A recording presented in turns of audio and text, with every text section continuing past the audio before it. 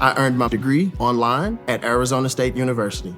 I chose to get my degree at ASU because I knew that I'd get a quality education, they were recognized for excellence, and that I would be prepared for the workforce upon graduating.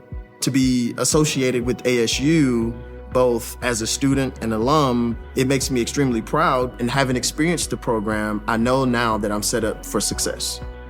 Learn more at asuonline.asu.edu. Welcome to the Deep Dive. Okay, so today we're plunging into the world of Anne Radcliffe. Now, for many, her name might just bring up images of, crumbling castles, maybe some dark secret. Spooky settings. Yeah. Exactly.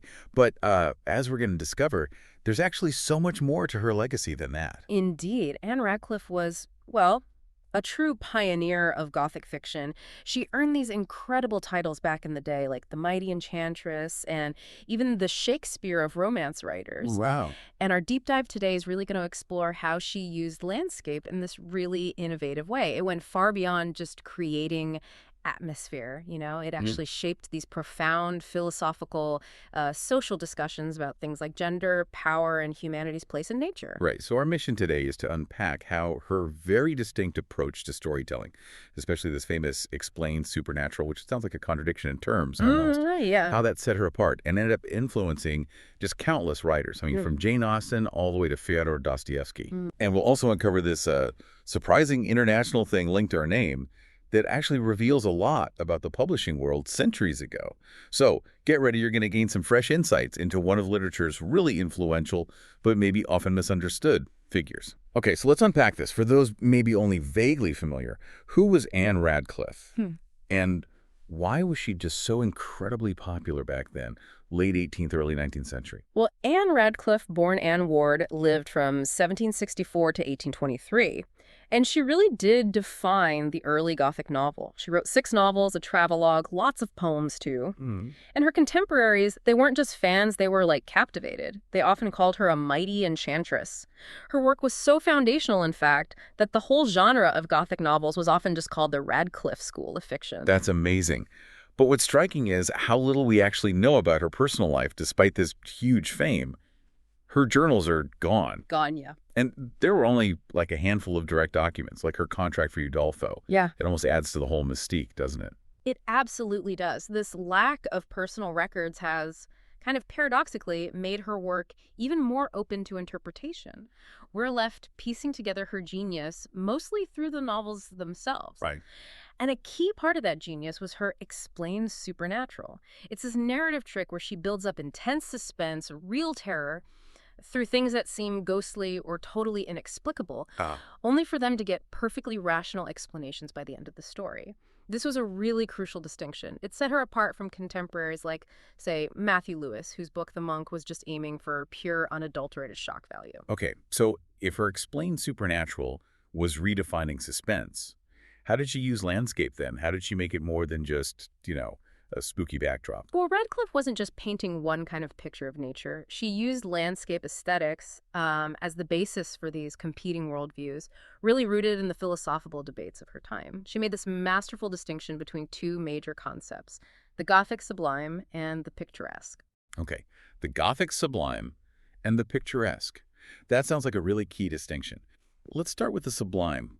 What does that mean for Radcliffe and her readers? She was drawing heavily on Edmund Burke's theories here. For Burke, the sublime is this overwhelming, almost terror-inducing force. It's something that demands submission, an experience that can just overpower you. Right. So in Radcliffe's novels, these Gothic sublime landscapes are often shown as these deeply patriarchal spaces. They're designed to control and dominate both women and nature itself. Wow, that sounds incredibly oppressive, almost like claustrophobic. Okay. So given her themes of female agency, how did she specifically use this kind of landscape? Did it highlight their struggles, or can you give us a sort of vivid example? Absolutely. Think of Udolpho Castle in The Mysteries of Udolpho. It's described as gloomy and sublime. It's really more of a fortress than a home, that literally towers over and dominates its surroundings. And this imposing structure, it directly mirrors the villain Montoni's tyrannical control over Emily, the heroine. He essentially turns her into a prisoner, an asset to be exploited. The setting itself becomes like an extension of the villain's will. And what the source material points out, which I found truly fascinating, is how this sublime landscape isn't just some external threat. It actually affects Emily psychologically, pretty profoundly. Oh, definitely. It interrupts her ability to reason, her imagination runs wild, and it even leads to what's called ecophobia, basically, an irrational fear of the natural world when it's presented in this, like, overwhelming, dominant way. Exactly. It even arrests her spiritual practice in these oppressive spaces. There's this one moment where the sort of melancholy beauty of pine trees initially allows for some positive reflection, but it's, quote, soon interrupted by the distant roar of cannon. And Burke himself actually cited cannons as a cause of the sublime. That sound just shatters any serenity, it overpowers the soul, fills it with terror, much like the sublime landscape itself does. Okay, so if the sublime represented this really intense patriarchal control and psychological oppression, what was the alternative? How did Radcliffe offer a contrasting vision? What was her antidote? Well, that would be the picturesque. She drew that from William Gilpin's aesthetics. Yeah. Now, unlike Burke, Gilpin believed the sublime and the beautiful could actually mix. He encouraged the viewer to engage with scenery rather than be completely overwhelmed by it. Right. So Radcliffe's picturesque landscapes are spaces of harmony, harmony between genders, a more balanced relationship between humans and nature. They represent a kind of idyllic refuge. And we see this perfectly in places like La Vallée and Udolpho, right? That sounds like a complete contrast to Udolpho Castle. Precisely. La Vallée is presented as this almost Edenic world of innocence. It's where Emily learns to cherish nature, to reflect rationally. It's built into the landscape harmoniously, allowing for reason and spiritual consolation. It's a sharp contrast with Udolpho. And this wasn't just some abstract aesthetic theory for her. Radcliffe's own background was in rational dissenting thought, a movement that really valued reason, critical inquiry, and saw science and nature not as scary, but as powerful evidence of a rational, benevolent creator. So this provided a really profound theological underpinning for the picturesque, showing how faith and reason could find solace in harmony with nature, a total contrast to the sublime's terror. Understanding that stark difference between the sublime and the picturesque and how they affect characters like Emily psychologically really shows a deeper purpose to Radcliffe's landscapes. So beyond just the look and feel, what was the sort of ultimate ethical message she was sending to her readers? Well, Radcliffe essentially made landscape choices moral and ethical choices, a character's preference for the picturesque. That reveals their virtue, their good character. It symbolizes a desire for harmony, for balance. Conversely, those drawn to the sublime, they're seeking domination, control. It reflects a darker, more oppressive nature. So this makes her landscapes much more than just spooky. They're like moral compasses guiding the reader through the story. Okay, so beyond these really profound aesthetic discussions, Radcliffe's influence on other writers was just enormous. She inspired some really famous names, people you might not immediately connect to Gothic stuff. Oh, hugely. Jane Austen's Northanger Abbey, for instance, is basically a direct satire of Gothic novels. It's got explicit, playful references to Radcliffe's The Mysteries of Udolpho. Austen was clearly, talking back to her. And it wasn't just satire, right? I mean, Mary Shelley, author of Frankenstein, which notably shifted the Gothic villain away from external spooky things to more like human folly. She used similar word painting techniques in her descriptions, very much like Radcliffe. You can really see the lineage there. It's also fascinating how she influenced, say, the Romantic poets. William Wordsworth, for example, focused intensely on nature, obviously, but he had a slightly different relationship to it in his writing. How so? Well, Radcliffe often portrayed nature as powerful in itself, something you watch in silent awe, whereas Wordsworth tended to define nature more in relation to human feeling, human memory. It's a subtle difference, but it's there in how they viewed the natural world. And Charles Dickens, too, clearly learned from Radcliffe, using landscape to mirror a character's emotions, just like she did. But Radcliffe maybe gave her landscapes an even more active role, almost like they were forces themselves. I think so. They feel more like active agents sometimes. But if we connect this to the bigger picture, perhaps one of the most surprising examples of her influence actually comes from Russia. It's a really unique chapter. Yeah, this Radcliffeana phenomena, it's wild. She was incredibly popular in early 19th century Russia, like literally kicking off the Gothic wave of literature there. But here's the twist, right? A lot of the books attributed to her in Russia, she didn't actually write them. That's absolutely right. Sorry. Because she was so huge and because there was basically no international copyright law back then. Right. None at all. Publishers in Russia just slapped her name on other authors' works to guarantee sales. Wow. Matthew Lewis's The Monk, for example, which is much darker, much more graphic than Radcliffe's stuff, Very different, yeah. was widely known as Radcliffe's novel in Russia, despite her totally different aesthetic. And this happened with Francis Latham's The Midnight Bell, countless other anonymous works, too. It's a fascinating footnote, isn't it? Shows how powerful a name could be before copyright, literally shaping what people thought they were reading. Wow. It's just remarkable how popular demand can literally reshape literary history like that. Translators in Russia were even paid more if the book had Radcliffe's name on it.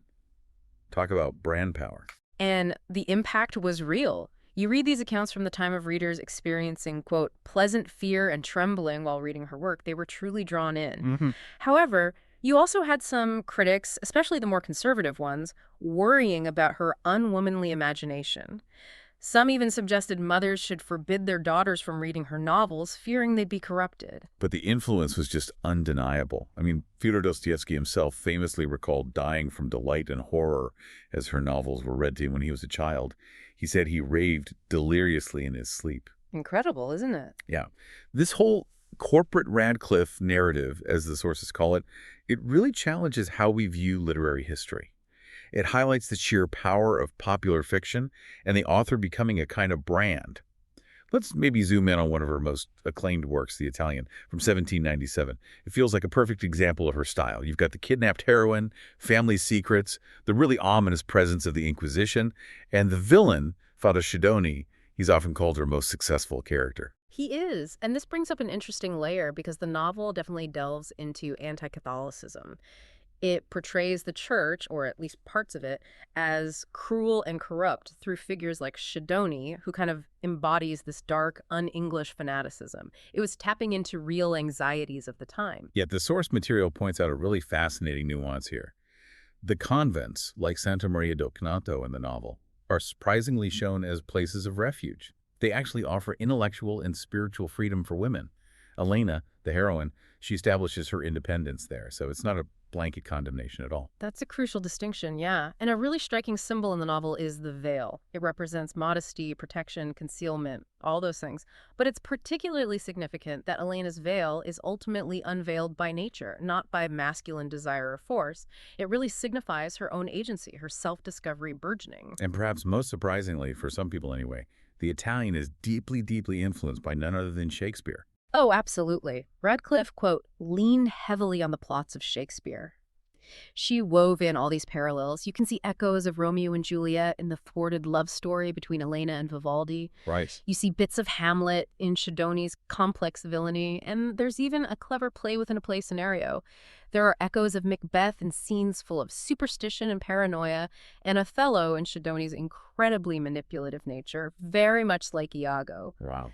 Even the animalistic imagery she uses for Schedoni, calling him a serpent, tiger, vulture, basilisk, that's taken directly from Shakespeare's works, it shows just how deep her literary roots went. So really, what we've explored today shows that Anne Radcliffe was far more than just, a seller of eerie castles and mysterious bad guys. She was a truly sophisticated artist. She used landscape not just as a backdrop, but as this dynamic force reflecting really profound moral choices, gender dynamics, and humanity's pretty complex relationship with the natural world. Yeah, she crafted these narratives that, okay, they're set in the 18th century, but they explore these timeless themes: control versus harmony, reason versus terror, and the surprising resilience of the individual spirit.